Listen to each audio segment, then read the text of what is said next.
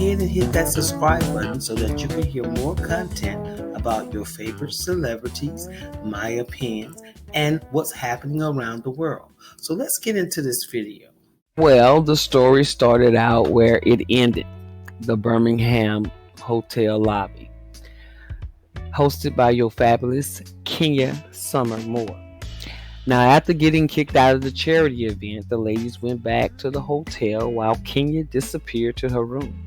Everyone was puzzled about the purpose of the Birmingham trip because Kenya had kept her big halftime performance a close guarded secret.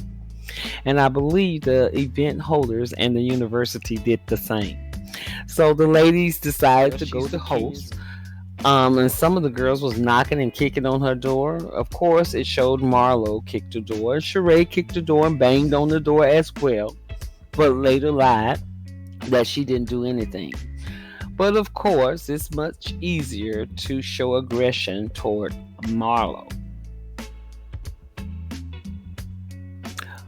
But little did they know, Kenya was in there tending to her daughter. So after a few minutes of door knocking, Kenya came to the door cussing like a drunken sailor. Who the H hitting on my MF door? So Marlo decided to leave, and the other ladies, including Marietta, decided to follow her to the elevator, and the bantering continued in the elevator between Marlo and Marietta.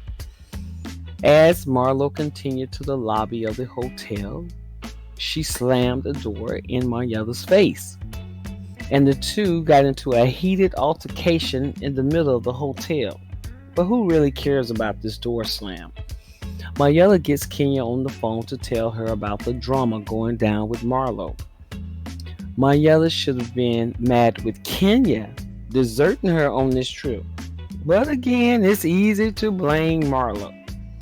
Kenya dismissed everyone except Sheree and Marietta from the trip, hinting that the rest of the women, they can go home. I was 100% with Sonia. I would have packed my bags and left too. Deuces. Well, by 9 a.m. in the morning, Kenya said she feels dizzy and having trouble breathing and feeling numb. Meanwhile, Marlo was sitting in her room praying. Sheree summons the ladies to her room to tell them about Kenya and the paramedics being there. And Marlo, of course, led them in prayer for Kenya healing.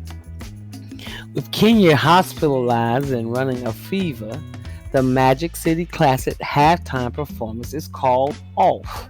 The cast trip comes to an anticlimactic conclusion.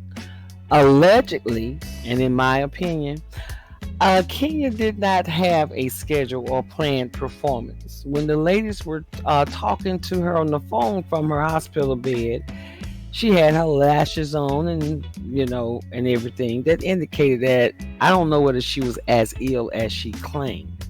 And not to forget that Marlo said she was trying to send flowers, but Kenya had already checked out of the hospital. So looking back on this cast, it's unclear why it even made it onto TV because it was so underrated. But it is to give Kenya somewhat of a storyline or importance. Kenya has to be more creative, unless this is all to Kenya Moore. Kenya, when are you going to get divorced? I like it when the four ladies agreed to keep the peace or peaceful energy. It was Marlo, Marietta, Sheree, and Courtney. Marietta said, as long as you keep the peace with me and my friends. And Marlo can't keep her word on that, and let's not expect her to do so. So my concern is that Marietta goes so hard for her friends when they kind of can care less about her. Kenya include Marietta within that group she doesn't like, in my opinion, by not being there with her and for her. And not to mention Kenya complaining about her clothes. It's like Marietta so want to be their friends. And I don't understand why Marietta goes so hard for them, who can care less about her. She tries to prove her loyalty. So Candy and Mama Joy sit down to talk about the BravoCon drama. It feels like we've seen this scene play out time and time again. It's been 9 years and they have not gotten it together. They holding on to that line, and we want to see different. And we want to see different than them coming up with the fact that they work hard. Everybody work hard. Y'all need some lip gloss. Y'all mouth getting dry talking about the same thing. Where Candy suggested that they go do some counseling or therapy, and I'm wondering when would they find time to do that. But that's neither here or there. So Drew meets up with Sheree and Kenya to get caught up on what's been happening in the group. And Kenya is trying to strengthen the alliance. I see Kenya, Candy, and then you got Sheree and Drew, who are two flip-floppers. Drew, please, you can say certain words, and that's the problem I had with you. And you know, Candy rather, holds a grudge. You put her on FaceTime with Courtney, and they had issues, remember? And then allegedly, the producer asked about that quote unquote incident at one of Candy's restaurant, but you were the one to bring it up. So hopefully she doesn't hold that against you, but I don't know if that's going to work out well within that alliance. And I'm sure she will put aside her differences to go after Marlo. So that's another thing. So Saray had a bone to pick with Drew because Drew had an interview where she made some shady remarks about She by Sheree. According to Drew, Sheree confiscated all of the She by Sheree samples she proudly showcased at the season 14 reunion. Some of the samples were Sheree's personal things. And Drew was saying that she was disappointed because she thought maybe she had her hands on some She by Sheree, but Sheree explained that some of the things were her personal things. And Drew, just go ahead and support your friend. Just go ahead to her website and order some things, okay?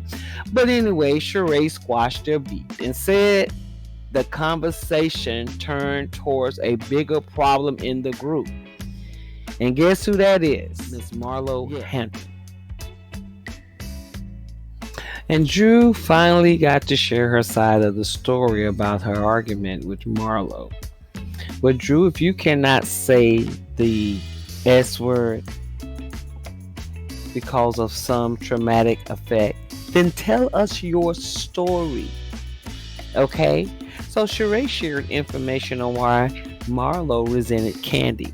She said that Candy should have been more supportive in the aftermath of her nephew's. It would be great for Marlo and Candy to sit down and hash that part of their disagreement out one-on-one with no other people involved. But that's not going to happen. And I think that their differences are bigger than not sending flowers or making phone calls during bereavement. So y'all tell me what you think about this story, and as always, I thank you for watching, and don't forget to subscribe. Bye now.